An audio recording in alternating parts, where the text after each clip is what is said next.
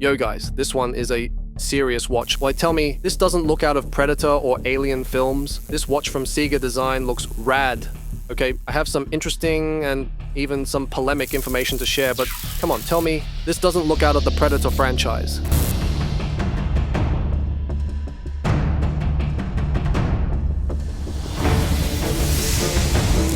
This is the Magician. Alright, let's unbox this thing. This is not an ad. I do think the watch is awesome, but the name feels a bit misplaced. Maybe it's just me that I'm more into Star Wars than Harry Potter or whatever. But yeah, I've got a couple of more details to show you in a bit. But there's a couple of things this watch does that I was not expecting. Stick around. You know it's serious when I've got the gloves on? The presentation here, the attention to detail, it's next level. I've unboxed Seikos, Orients, Tissot's, plenty of AliExpress and Chinese pieces, even that seagull from last time, but this feels like a class act. It makes you want to touch everything, slow down, and really soak up the experience. The star of the show here is this solid titanium chassis, locked in place between two stunning flat sapphire crystals. I'll dive deeper into the details soon. CIGA Design puts more anti-reflective coating on the back sapphire than some brands do on the front. Yeah, let that one sink in. So what else is in the box? Check this out. These guys have racked up a bunch of design awards. Now, most brands would slap that all over the packaging, but here, they barely mention it.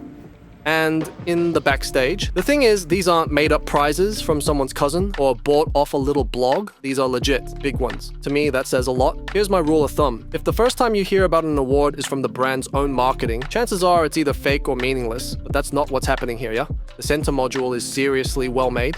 We're talking solid titanium, not plastic, not coated as aluminum like your iPhone, or that new Christopher Ward that has aluminum parts and tries to sell that out as a good thing.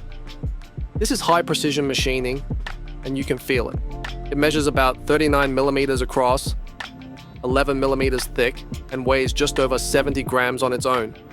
And guys, I don't know if you've noticed, but this ain't another Submariner or Richard Mille copycat. This thing does its own thing, and it does it very well. So they give us the center module and 3 different outer cases that you can snap on using these pushers, one on each side of the case. The whole thing is super ingenious. They could even release more outer cases later if they want to. So yeah, you could say for the price of one watch, you're getting 3 completely different looks. The strap has quick release spring bars, and you can swap the outer cases, no special tools required. I'll show you all 3 case styles in a bit. But the square one? It's probably my favorite. Easily the most striking, it looks massive. But my wrist is only 6.85 inches, so keep that in mind. Now, I won't lie. Legibility is rough. It's not as readable as a simple black and white diver. Not even close. But honestly, I don't mind.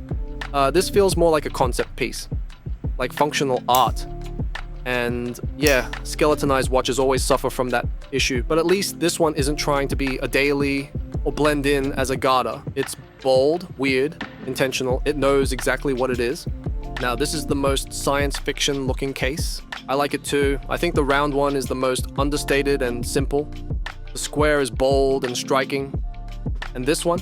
This has the most wrist presence. It's angular, aggressive, and even if legibility isn't its strong point, what about in the dark? When the lights go down, it's a completely different thing. You'll notice it, especially when coming from sunlight into indoor or indirect lighting.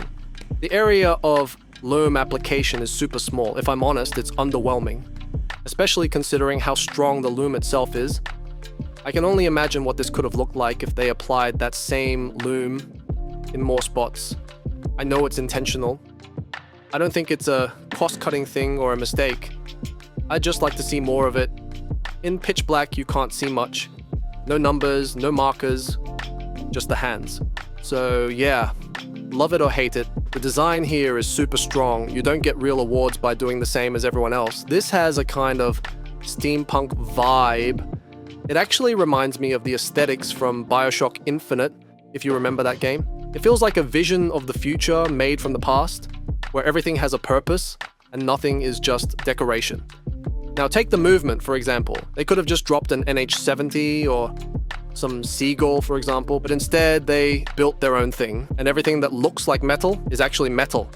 No plastic spacers, no gimmicks, and that's more than I can say for some watches from Seiko or Tissot that cost the same or even more. Everything that's translucent is sapphire, and every shape looks like it was meant to be there. No random fluff. The movement itself is solid.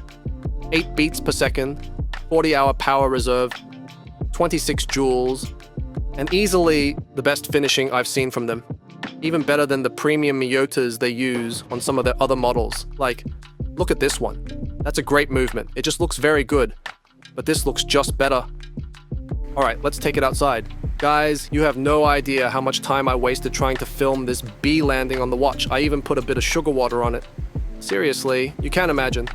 Anyway, let's move on to the straps. For this case, they went with 22mm lugs instead of 20, so I won't be able to try as many of my go-to straps, but I think it's justified. A 20mm would have looked a bit too thin here, so here it is on this black Italian leather strap with red stitching. I think it looks awesome.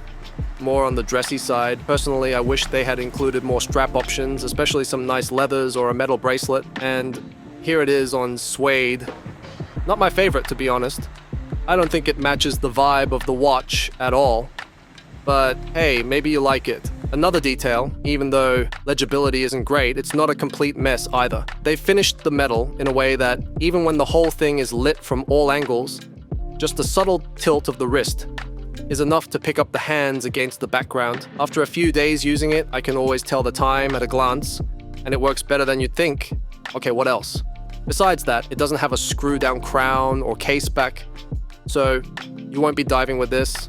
It's fine for splashes, washing your hands, light water exposure, that kind of thing. I wouldn't shower with it, just to be on the safe side. Okay, so let's get some negs and a few things that might turn you off.